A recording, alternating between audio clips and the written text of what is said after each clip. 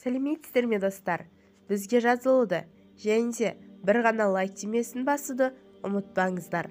2023 жылғы қаңтарында еліміздің көлік алуға жеңілдікпен төмен пайыздар несиеге беру басталады деді, хабарлайды ел.кз ақпарат агенттігі.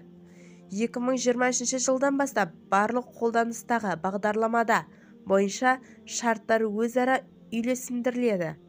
Орталықтандырылған бақылау.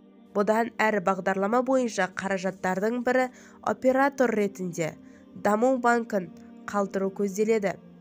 Қазіргі уақытта бағдарламаларға қатысатын екінші деңгейлі банктер қолданыстағы кредиттерді өтеуді түсіретін төмендетілген жинақтау процесі жүзеге асырып жатыр.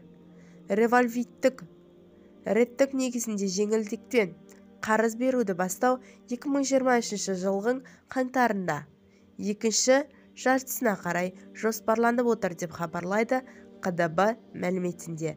Бізді тамашалауды жалғастырыңыз.